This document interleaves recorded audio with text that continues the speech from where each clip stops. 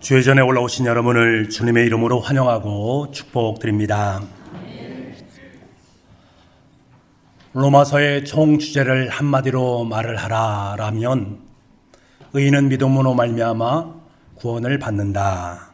의인은 믿음으로 말미암아 산다라고 말할 수 있습니다. 이를 우리는 이신칭의, 이신 믿음으로써 칭의, 의롭다 칭함을 받는다라는 뜻이지요. 그렇다면 의인은 믿음으로 말미암아 산다라는 말은 무슨 말인가? 성경은 모든 인간은 하나님 앞에서 죄인이다라고 결론을 맺습니다. 죄지은 인간은 평생 삶을 살아가면서 고난 가운데 살아갈 수밖에 없었고, 죄의 삭슨 사망이기 때문에 반드시 죽음의 값을 지불해야만 합니다. 때문에 인간은 죄의 문제를 해결하지 않고는 결단코 행복이란 두 글자를 만들어낼 수가 없는 것이지요. 이것이 바로 로마서에 가르쳐주고 있는 교훈의 말씀입니다. 그럼 우리는 어떻게 해야 되는가? 인간은 죄인이기 때문에 죄의 문제를 도저히 인간으로서는 해결할 수 없습니다. 그래서 이 땅 속에서 전혀 죄가 없으신 예수님께서 친히 인간의 몸을 입고 이 땅에 오신 것입니다. 그리고 십자가에 못 박혀 돌아가시면서 인간의 모든 죄를 다 짊어지셨습니다. 우리는 이 예수님을 바라보면서 저분이 하나님의 아들이시고 저분이 죽음이 바로 나의 죄 때문에 그렇습니다 라는 것을 그 사실을 내가 믿고 고백하게 되어진다면 하나님께서 나를 의롭다라고 여기시고 죄가 없다라고 인정을 해 주십니다. 그때에서 비로소 우리의 삶 속에 진정한 행복이 찾아오기 시작합니다. 여러분, 이것은 우리의 이성으로 깨달을 수 있는 진리입니까? 그렇지 않습니다. 이성으로는 도저히 깨달을 수 없는 진리, 오직 믿음으로서만 체험될 수 있는 진리의 말씀입니다. 그래서 예수님을 알고 나서 믿는 것이 아니라 믿고 난 다음에 예수님을 진정으로 알아갈 수 있는 것입니다. 그렇다면 여러분, 저와 여러분이 믿는 이 믿음의 내용은 과연 무엇인가? 우리가 진정한 그리스도인이다 라고 고백하는데 내가 믿고 있는 이 고백의 내용이 과연 무엇인가 하는 것입니다. 이에 대해서 사도 바울은 로마서 8장 29절과 30절 말씀에 이 믿음의 내용에 대해서 너무나도 분명하게 우리에게 말씀해 주고 있습니다. 우리 이 말씀을 함께 읽어보도록 하겠습니다. 로마서 8장 29절에서 30절 말씀입니다. 시작. 하나님 미리 하신 자들을 또한 그 아들의 형상을 본받게 하기 위하여 미리 정하셨으니 이는 그로 많은 형제 중에서 맏아들이 되게 하려 하심이라. 또 미리 정하신 그들을 또한 부르신 그들을 또한 의롭다 하시고 의롭다 하신 그들을 또한 영화롭게 하셨느니라. 아멘. 이 부분은 바로 로마서의 가장 중요한 부분입니다. 기독교 교리의 핵심 부분이 바로 이 말씀입니다. 그래서 우리는 이것을 보통 복음의 황금사슬이라고 말을 합니다. 여러분, 그 내용을 우리가 한번 보게 되면 먼저는 예정하셨다라는 것입니다. 하나님께 우리를 미리 아시고 하나님의 사람으로 정해 놓으셨다라는 거예요. 그래서 갈비는 이것을 선행적인 은혜다라고 지칭합니다. 두 번째로는 불러주셨다라고 말합니다. 우리에게 소명을 주셨다라는 말씀이지요. 이 부르심은 우리 사람들이 회피할 도리가 없는 절대적인 부르심입니다. 죄인이 아무리 강력하게 저항하고 거부해도 결국 우리의 삶은 소명으로 나아갈 수밖에 없다라는 거예요. 요나 선지자를 통해서 우리는 그 사실을 잘 잡습니까? 그래서 칼빈은 이를 불가항력적인 은혜다라고 지칭을 했습니다. 세 번째로 부르신 우리를 의롭다 만들어 주셨습니다. 내 과거가 참으로 어둡고 죄가 많이 있었지만 주님께서 우리 인생 가운데 대속의 은혜로 말미암아서 그 모든 죄를 다 도말해 주시고 나를 의롭다라고 인정해 주셨다라는 거예요.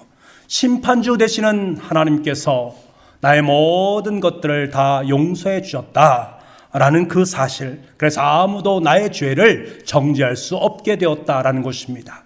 이것이 바로 칼빈은 필승불패의 은혜다라고 말씀합니다. 마지막으로 의롭다고 인정해 주셨을 뿐만 아니라 한순간의 의로움만으로 이 땅의 삶을 살아갈 수 있는가? 그럴 수 없지 않습니까? 그래서 그 의로움은 계속되어져야 된다. 그래서 마침내 우리의 인생이 영화롭게 되어지는 과정으로 나아가야 된다라는 말씀입니다. 하나님의 궁극적인 인간에 대한 사랑의 표현이 바로 영화로움으로 드러나게 되어 있습니다. 이러한 영화로운 삶을 살기 위해서 우리에게 요구되는 것이 무엇인가? 바로 칼빈은 이것을 성화의 의무다라고 말씀합니다. 사도 바울은 우리를 예정하시고 부르시고 의롭다 인정해 주시고 영화롭게 하셨다라는 이 사실, 이것이 바로 하나님의 은혜다라는 것을 천명하고 있습니다. 그래서 31절 말씀에 그가 뭐라고 말하는가? 그런즉 이 일에 대하여 우리가 무슨 말하리요? 무슨 말씀입니까? 우리 주님께서 이러한 은혜를 우리의 삶 가운데 베풀어 주셨는데 우리가 과연 무슨 말을 할 수가 있겠는가? 예정의 은혜, 소명의 은혜, 칭의의 은혜, 영원함의 은혜를 우리의 삶 가운데 주셨는데 주님의 은혜 앞에서 우리가 무슨 말을 할 수 있겠는가? 이 은혜를 생각하면 말 한마디도 밖으로 내밀 수 없는 것이다. 너무나 감격하고 감사할 수밖에 없는 우리의 삶의 모습이다라는 거예요. 이 하나님의 은혜를 내 삶 속에 가득 품고 있는 사람은 아무런 말도 할 수 없다라는 거예요. 하나님 앞에 오직 감사와 찬송만 드릴 수 있는 것입니다. 이러한 복음의 황금 사슬의 은혜를 입은 사도 바울은 연이어서 위대한 세 가지 고백을 하고 있습니다. 첫 번째 고백은 31절 말씀에 만일 하나님이 우리를 위하시면 누가 우리를 대적하리요? 하나님의 이 놀라운 복음의 황금 사슬의 은혜를 내가 덧입은 사람이라면 누가 우리를 맞설 수 있겠는가? 누가 우리를 쓰러뜨릴 수 있겠는가? 누가 우리를 이길 수 있겠는가? 절대로 우리를 이기고 쓰러뜨릴 수 없다라고 고백하고 있습니다. 두 번째로 어떻게 고백하고 있는가? 33절에서 34절 전반부에 보면 누가 능히 하나님께서 택하신 자들을 고발하리요? 의롭다 하신 이는 하나님이시니 누가 정죄하리요? 고발한다, 정죄한다라는 말은 고소한다, 비판한다, 비난한다 라는 뜻입니다. 심판주 하나님께서 우리를 의롭다 하시는데 과연 그 누구가 우리를 비판할 수 있으며 비난할 수 있으며 그리고 판단할 수 있겠는가? 아무도 그럴 수 없다라고 고백하고 있습니다. 그리고 세 번째 고백은 35절입니다. 누가 우리를 그리스도의 사랑에서 끊으리요? 그 어떤 것도 주님의 사랑에서 끊을 수 없다라는 거예요. 우리의 인생 속에 닥쳐놓은 때로는 환난과 곤고나 박해나 기근이나 적신이나 위험, 칼이 우리의 삶 가운데 흘러넘친다 할지라도 이것들로 말미암아서 하나님의 사랑에서 절대로 끊을 수 없다라고 고백하고 있습니다. 사랑하는 북부가족 여러분, 저와 여러분은 하나님께서 예정해 주신 줄 믿습니다. 그리고 우리에게 소명을 주시고 우리의 삶의 자리 속에 의롭다 칭해 주신 하나님이심을 믿습니다. 부르신 우리를 의롭다 하시고 우리를 영화로운 자리로 만들어 주실 것을 확연하게 믿습니다. 이것을 확신하는 것이 중요합니다. 이것을 믿음으로 고백할 때 우리는 당당하게 선포할 수 있는 것입니다. 이 세상에서 그 누구도 우리를 대적할 사람은 없습니다. 이 세상에서 나를 고소하고 비난하고 비판할 사람은 단 한 사람도 없습니다. 그 누구도 하나님의 사랑에서 나와 하나님의 사랑의 관계를 끊어낼 자가 없습니다. 왜냐하면 나를 사랑하시는 절대적인 그 하나님의 사랑이 내 인생 속에 함께하고 계시기 때문입니다. 나와 함께 하시는 그 하나님은 바로 나의 아버지 하나님이 되시기 때문에 그렇습니다. 임마누엘 하나님이 되시기 때문에 그렇습니다. 이 고백을 당당하게 고백할 수 있습니다. 사랑하는 성도 여러분, 사도 바울은 여기에서 끝나지 않습니다. 오늘 우리가 읽은 본문의 말씀에서 더욱더 확고한 사도 바울의 신앙의 고백을 들어보십시오. 38절은 이렇게 시작되고 있습니다. 내가 확신하노니. 내가 확신한다라는 거예요. 확신이라는 것은 무엇을 말합니까? 의심하지 않는다라는 거예요. 추호의 의심도 없다라는 거지요. 무슨 의심이 없다란 말인가? 39절 말씀 우리가 같이 한번 읽어보겠습니다. 39절입니다. 시작. 다른 어떤 피조물이라도 우리를 우리 주 그리스도 예수 안에 있는 하나님의 사랑에서 끊을 수 없으리라. 아멘. 이 세상에 있는 그 어떤 것도, 그 어떤 상황도 하나님의 사랑에서 우리를 끊어낼 수가 없다라는 그 사실을 나는 확신한다는 거예요. 한 채 착오도 없이 나는 이것을 확신하면서 믿고 있다라는 것입니다. 조금 더 의심하지 않는다라는 거예요.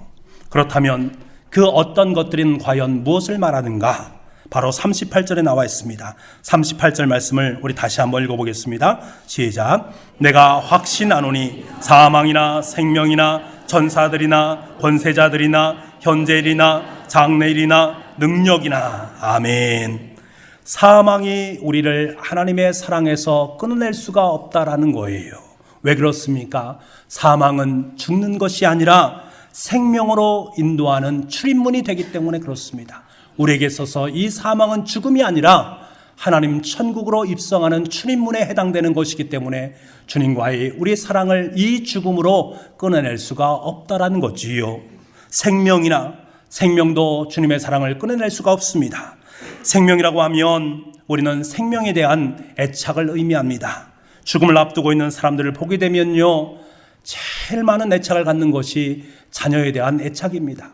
1, 2년만 더 산다면 내가 자녀들을 더 사랑할 수 있는데, 자녀들과 함께 했으면 참 좋을 터인데 하는 생명의 애착을 갖는 거예요. 하지만 그러한 자녀에 대한 애착이 있다 할지라도 그 애착 때문에 하나님에 대한 사랑을 끊어낼 수가 없다라는 것이지요. 천사들은 뛰어난 능력을 갖는 것을 대표하는 것입니다. 이 세상 속에 아무리 뛰어나고 아무리 높은 권자 속에 놓여있는 그 사람이 하나님과 나 사이의 사랑을 끊어낸다 할지라도 절대로 그 사랑은 끊을 수 없다라는 거예요. 권세자들이나, 여기서 말하는 권세자들은 악령을 말합니다. 사탄들을 의미합니다. 그러니까 천사들도 나를 주의 사랑에서 끊어낼 수 없을 뿐만 아니라 사탄이 나를 지배한다 할지라도, 사탄의 괴략과 괴계가 내 삶 속에 흘러 넘친다 할지라도 그것으로 말미암아 하나님과 나 사이의 사랑의 관계를 끊어낼 수 없다. 현재 내 안에 일어난 모든 일, 미래에 일어날 그 모든 것들, 현재 속에서 미래 속에서 일어난 모든 일들이 하나님과 나 사이의 사랑의 관계를 끊어낼 수 없다라는 거예요. 사랑하는 성도 여러분, 이 세상에서 가장 힘들게 하는 사람들이, 힘들게 한다라고 여기는 사람들이 인정하는 그 무엇, 이 세상에서 가장 높은 자리에 있다라고 사람들이 인정하는 그 누구, 이 세상에 가장 심오한 진리가 있는데 그 진리만이 정말로 멋진 진리다라고 여기는 그 이데올로기나 그 사상, 여러분, 그것들이 아무리 나를 박해하고 나를 시련을 허락해 준다 할지라도 하나님과 나 사이의 관계, 사랑의 관계를 절대로 끊어낼 수 없다라는 것입니다. 왜 그런가? 하나님께서 우리를 예정하시고 불러주시고 의롭다 하시고 영화롭게 하신 그 하나님께서 우리를 하나님의 자녀 삼아 주셨기 때문에 그렇습니다. 당신의 독생자를 주시면서까지 나를 살리시는 그 하나님의 사랑을 내가 마음속으로 확신하면서 믿고 고백하기 때문에 그렇습니다. 여러분, 이 사실을 확연하게 믿습니까? 주의 의심도 없이 믿으십니까? 그러셔야 됩니다. 그렇습니다. 우리는 절대로 끊을 수 없는 하나님의 절대적인 그 사랑 안에 그 사랑을 마음속에 품고 살아가는 존재입니다. 우리는 주님의 사랑의 동안줄로 꽁꽁 메어져 있는 사랑의 사람입니다. 이 사실 앞에 우리는 감사할 수 있고 하나님 앞에 찬송하며 나아갈 수 있게 됩니다. 저는 오늘 말씀을 묵상하면서 계속 생각나는 영화 하나가 있었습니다. 벤허라는 영화입니다. 작년에 1959년 최초로 나온 이 작품을 다시금 리메이크해서 나오는 거지만 저는 작년 것도 보았고 예전 것도 다 보았습니다. 그런데 저에게 더 감동을 주는 것은 작년 것보다는 예전에 나왔던 1959년도 작품이었습니다. 좀 볼품없는 모습도 있습니다. 좀 나약하게 만들어진 그러한 부분도 있습니다만 얼마나 저에게 감동을 많이 주었는지 모르겠습니다. 거기에서 한 장면이 제 뇌리에 계속 떠오르는데요. 그 장면은 예수님께서 십자가에 처형되는 장면입니다. 예수님께서 십자가에 달려 돌아가실 때 주인공 유다 베너는 나병에 걸린 누이와 어머니와 함께 멀찍이 그 십자가를 바라봅니다. 오후 3시였지만 천지는 어둠에 쌓였고 천둥 번개가 쳤고 폭풍우가 계속 내려치고 있었습니다. 그때요 놀라운 일이 일어납니다. 누이와 어머니의 나병이 씻은 듯이 나았다라는 것입니다. 두 사람은 감격 속에서 서로 포옹하면서 빗줄기를 맞으면서 하나님 앞에 감사하고 있습니다. 많은 사람들은 이 장면을 참으로 귀하다, 아름답다라고 여깁니다. 물론 전차신도 참 위대하고 아름답게 만들어졌지만 저는 그것보다 이 장면이 저에게 더 가슴 깊게 다가왔습니다. 그리고 저에게 더 감동이 되었던 것은 이 장면 다음에 등장하는 것입니다.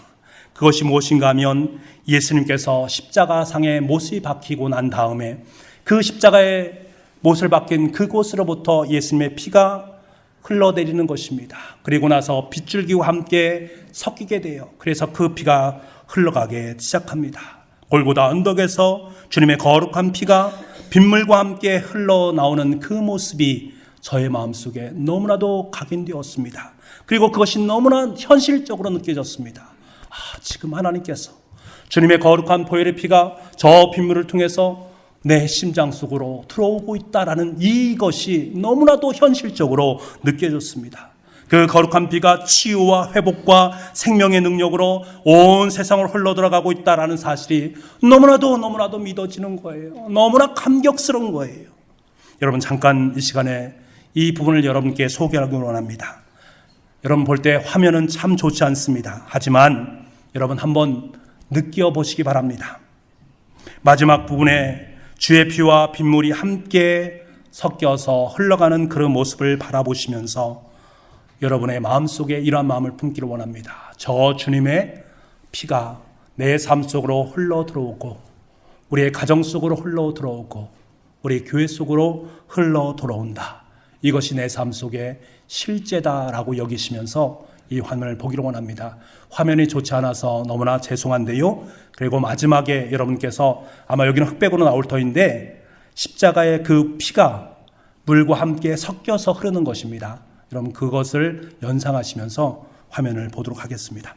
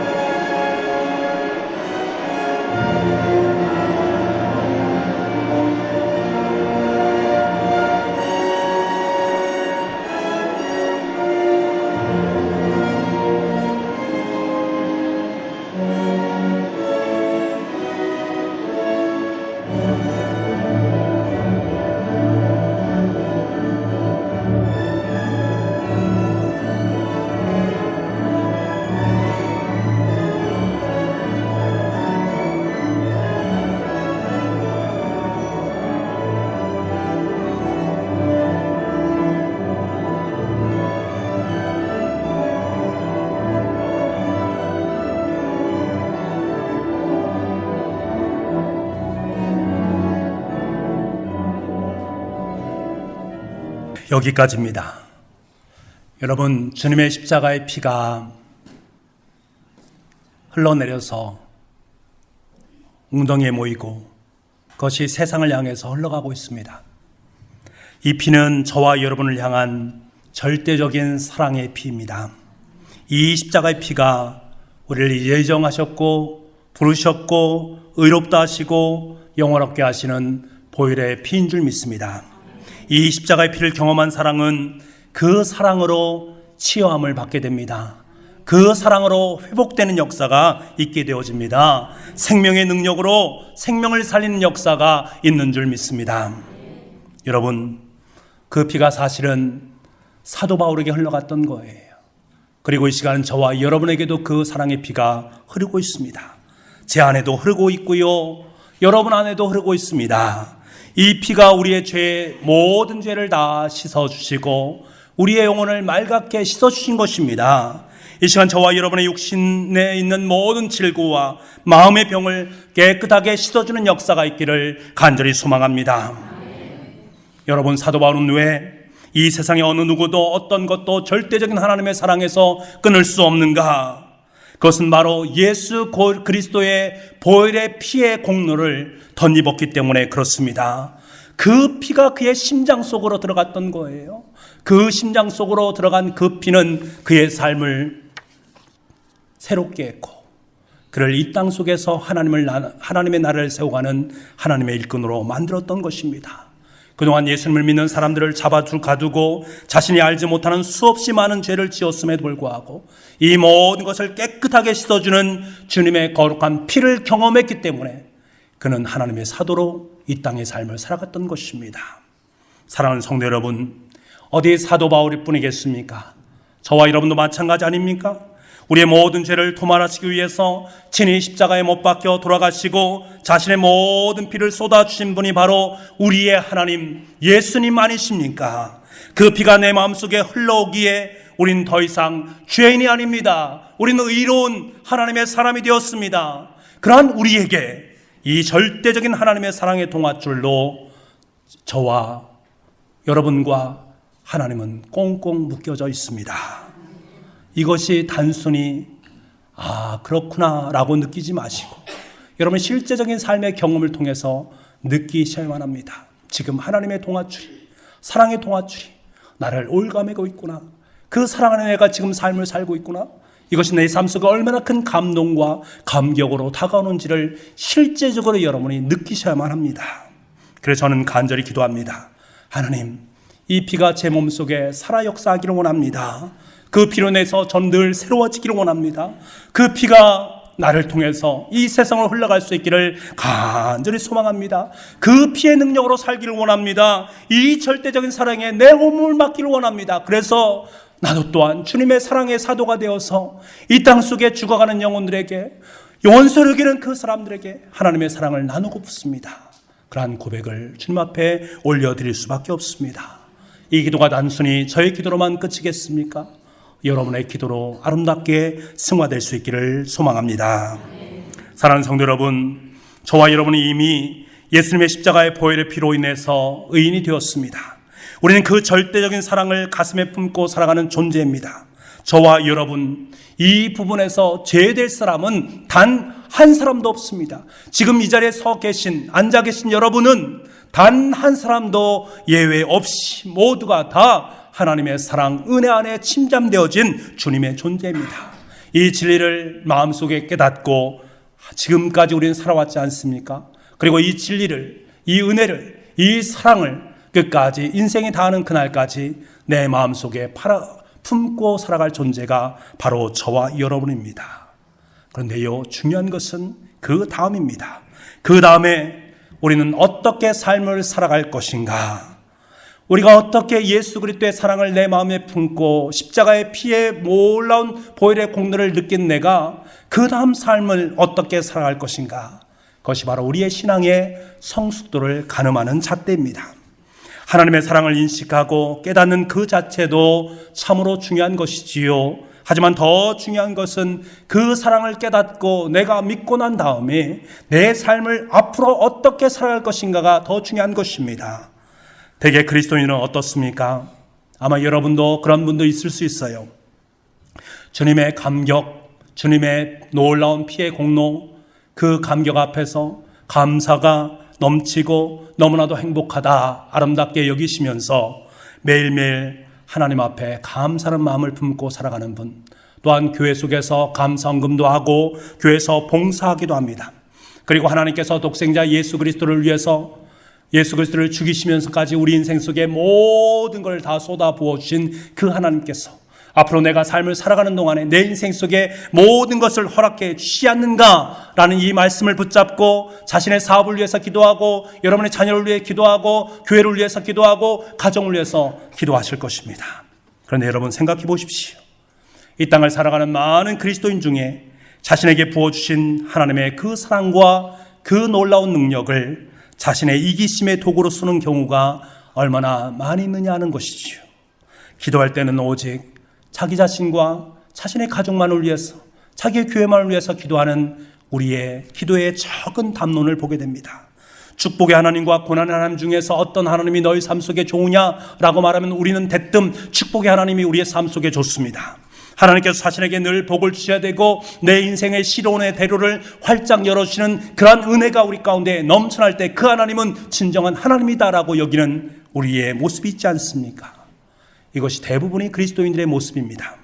하지만 여러분, 사도 바울은 하나님의 절대적인 사랑의 십자가를 덧입고 난 다음에 예수 그리스도의 보혈의 피를 심장에 덧입은 다음에 그의 삶 자체는 우리의 신앙과는 차원이 다른 신앙으로 승화되고 있는 모습을 보게 됩니다. 여러분, 그 모습이 어떠한 모습인가? 그의 모습을 한번 들여다보시기 바랍니다. 로마서 9장 1절부터 3절까지의 말씀입니다. 로마서 9장 1절부터 3절까지 말씀을 함께 읽겠습니다. 시작.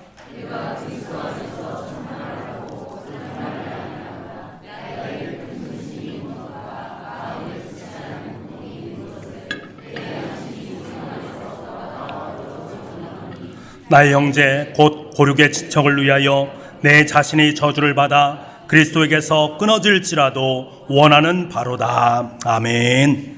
사도 바울은 그 환난 중에서 주님의 사랑에 끊을 수 없는 사랑을 경험하고 난 다음에 그 십자가의 놀라운 보혈의 공로를 의지하고 난 다음에 그는 무엇이라고 말하고 있습니까?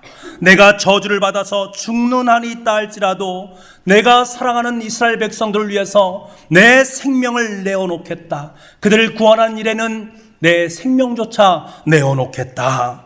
내 생명을 이스라엘 백성들을 위해서 내어놓겠다라는 결단의 고백을 하고 있습니다. 자신의 민족을 살리는 생명의 통로로 자신이 하나님의 미랄이 되겠다라고 고백하고 있습니다. 절대적인 하나님의 사랑이 그의 마음속에 들어오고 그 사랑이 끓어오르게 되자 그 사랑에 대한 고백이 터져나오게 되어지고 다른 사람을 살리고 다른 사람을 구원하는 생명의 통로로 사용되지 않고는 견디지 못하는 마음이 그 가운데 있는 거예요. 하나님의 사랑을 경험하고 그 예수 그리스도의 십자가의 피의 공로를 경험한 사람은 한결같이 내 민족을 위해서, 이 나라의 민족을 위해서, 세상을 위해서 살아가는 아름다운 삶을 살겠습니다라는 결단이 마음속에 흘러넘치게 되어 있다는 거예요. 견디지 못하는 이 마음이 우리 속에 있게 되어진다는 것입니다. 사도 바울이 지금 고백하는 이스라엘 사람들은 어떤 사람들입니까? 사도 바울과 관계가 참 좋은 관계 속에 놓여 있습니까? 그렇지 않습니다. 이스라엘 백성들은 바울을 바라볼 때에 민족의 배신자다. 그렇기 때문에 반드시 저 사람은 처단해야 된다. 가는 곳마다 따라다니면서 핍박했습니다. 그를 죽이려고 하는 마음까지 품으면서 갖가지 오해와 갖가지 핍박을 퍼부었던 사람들이 바로 민족 이스라엘 백성들이었습니다. 그럼에도 불구하고 하나님께서 나를 사랑하시고 하나님의 사랑이 내 속에 들어오게 되자 내가 비록 죽는 한이 있더라도 저들을 구원하기 위해서 내 목숨을 내어놓겠습니다 라는 고백을 올려드리고 있습니까? 여러분, 우리는 어떠합니까? 나를 핍박하고 죽이려고 하는 사람이 있다면 여러분 과연 어떻게 행동하고 계십니까? 얼마나 그를 미워하는지 몰라요. 나를 그렇게 힘들게 하고 나를 그렇게 어렵게 하는 사람이 있는데 내가 어찌 그 사람을 용서할 수 있겠습니까? 내가 어찌 그 사람을 마음속에 품을 수 있겠습니까? 미워하고 증오할 수밖에 없는 것이 우리들의 모습이 아닙니까? 그래서 그 사람에게 저주를 퍼부면서 아무렇게나 살아도 될 사람이라고 치부하는 것이 우리들의 모습 아니겠습니까?